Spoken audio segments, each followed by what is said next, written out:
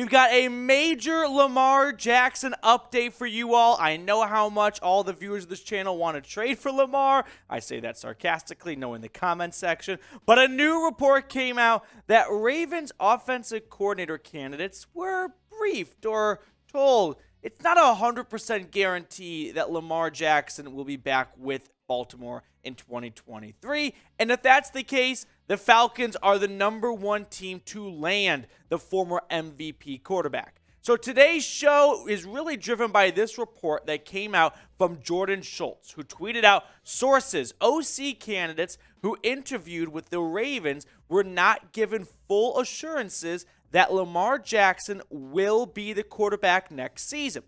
Baltimore was clear it wants Lamar back, but truly doesn't know what the offseason holds. Dun, dun, dun! So, I want to ask really quickly, and we'll keep it short, if you want Lamar to come to want Lamar to leave the Ravens and maybe come to the Falcons, but if you want him to leave the Ravens, we'll kind of leave it at that. Hit that thumbs up icon to really start today's show off. Let's see if we can get 300 to 400 likes. Now, let's get into this report from Jordan Schultz and Dan Wilkins. Jackson is expected to receive the franchise tag this offseason, keeping him off the free agent market after he played out the final year of his rookie contract. The two sides' continued lack of progress toward a long-term deal could potentially open the door for teams around the league to tempt the Ravens with trade offers. Baltimore wants Jackson to return, but the organization is currently unsure how the situation with its star quarterback will unfold in the coming weeks. So, as the longer this drags out, it has to be good for those of you that want to trade for Lamar Jackson, right?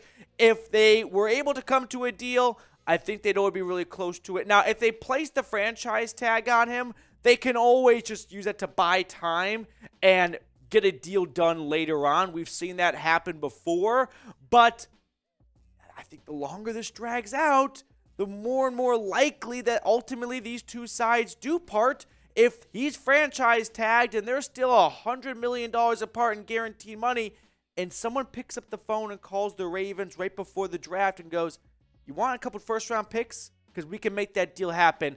If you don't want to pay Lamar, and he said, I'm not playing on a franchise tag, this could be your only option. Now, Lamar's passing stats the past 4 seasons. We know what a great rusher he is, but the passing stats are pretty good as well. In 2020, the last time he played really anything close to a full season, 15 games, 2,700 yards. He does a lot of damage on the ground. Keep that in mind. 26 touchdowns to 9 interceptions. His career stats on the ground, like I mentioned, 4,437 to 24 touchdowns, an average of 6.1. He's a NFL MVP quarterback for a reason, right? We know that Lamar Jackson is a comeback king. He is someone you can never count out. He could be the most dynamic player in football in some people's eyes because of what he can do on the ground, but he's also not just a running back in the Wildcat formation. He has some great passing abilities to go along with it. After all, he is not just a wide receiver at the combine. No, we are talking about an MVP quarterback here. So now we got some more Lamar to Atlanta rumors to hit on here because the latest CBS NFL mock draft had the Falcons trading for Lamar Jackson. Allow me to share from Chris Trapasso. Oh, no, I did not say that right. Trapasso. Okay, still probably got it wrong. But here it is anyway. The Ravens move Jackson in a blockbuster with the Falcons and are still able to land Stroud inside the top 10. More brilliant GMing from Eric DaCosta. In the deal, the Ravens get this selection, 2024 first round and second round picks from Atlanta, along with 2025 second round and fourth round picks. So to break it down and put it, in English, the Falcons get Lamar Jackson. The Ravens get their first round pick this year, top 10 pick, 2024 first and second, and a future 2025 second and fourth. So really just giving up 1 first-round pick. Well, 2 first-rounders because you're not doing a pick swap. But 2 firsts, which I know is rich. And that's going to scare a lot of people off. But come on. It's Lamar Jackson. Are you going to pick anyone with those picks better than Lamar Jackson? If the answer is no, or even if the answer is I don't think so, then you do the deal. You make the trade.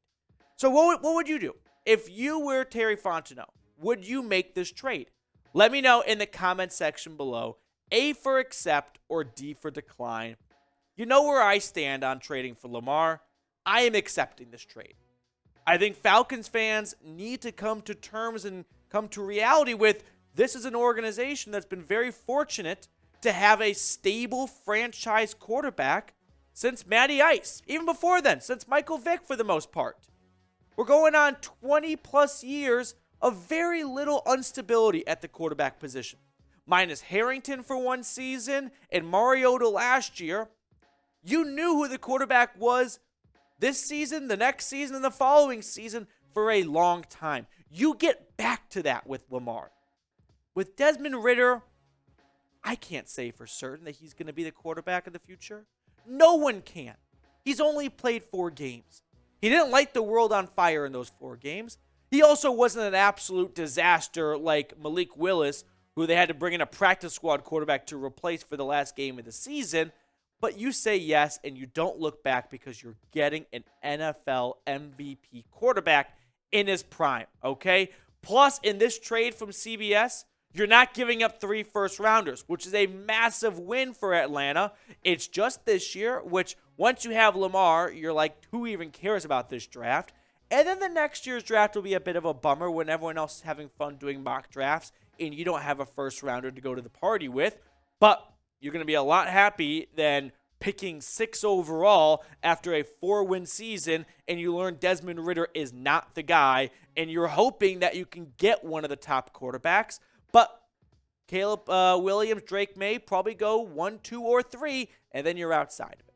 Now listen, if any Falcons news or rumors happens regarding Lamar Jackson or anything else for that matter, you know we got you guys tapped in, which is why you have to subscribe. Don't miss a single thing on your Dirty Birds. Hit that sub button and get the best Falcons offseason coverage today. So let's switch gears and let's get to some other segments and other talking points on today's show. But first things first, today's show was made possible by our friends at Fanatics. When you go to chatsports.com/Falcons long sleeve, which by the way, I've got that link for everyone in the comments and the description of today's show. Look at this awesome Falcons long sleeve shirt right there. Looks pretty cool to me. Got the old retro helmet on it. I love it. Rock it today. Get it right now. Chatsports.com/Falcons long sleeve. Now, we got some other rumors when it comes to Lamar to kind of wrap up today's show with. So Arthur Smith has a lot of admiration, for Lamar Jackson. And Arthur Blank wants to swing big, which it's hard to deny after how close the Falcons were to landing Deshaun Watson last year, that they are not absolutely all in on trading multiple picks and giving out a big contract for a proven quarterback. Here's what Arthur Smith, though, said about Lamar.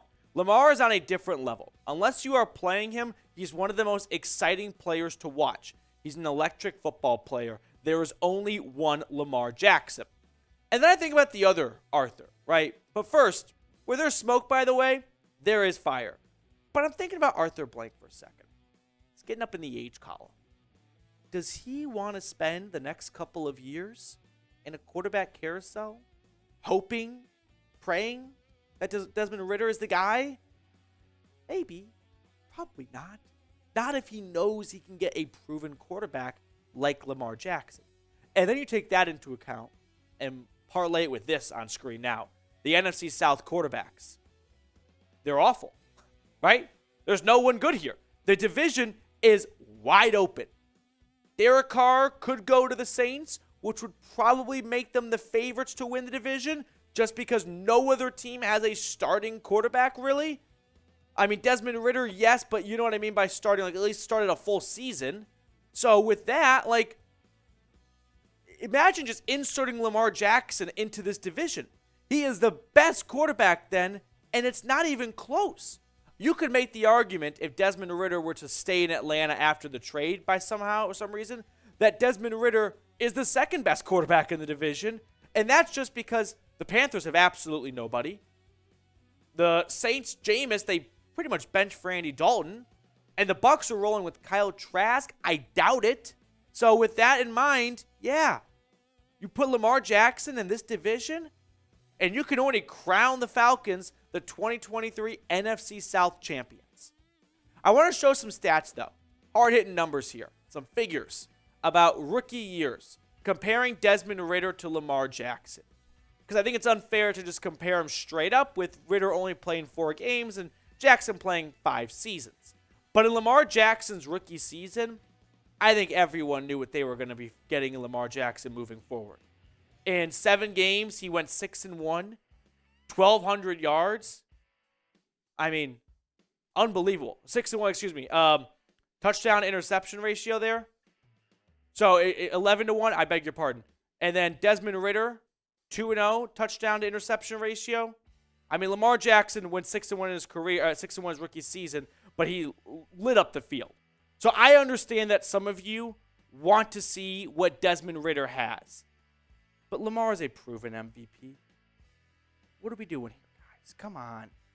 I understand it's tough to give up a lot of draft picks, and it's going to be risky, and you're giving out a big contract and all.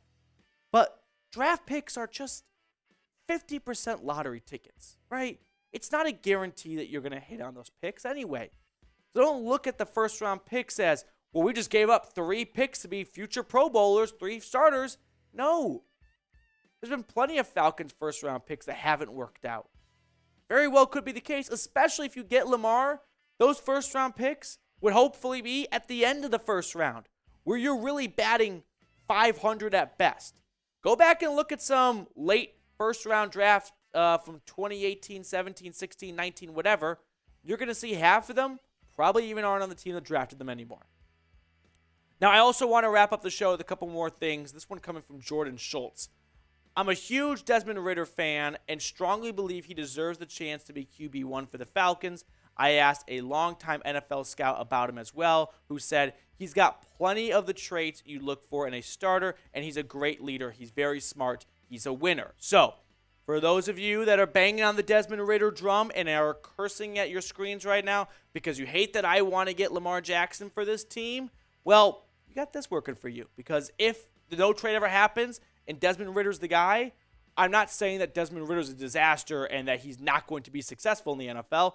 I just think Lamar is going to be better. I don't think that's a hot thing to say right now. But yeah, if I had to pick a quarterback, I'd pick Lamar Jackson. That's going to do it for us on today's show. Thank you so much for tuning in, making us a part of your day. We'll sign off and see you guys later with more Falcons news and rumors.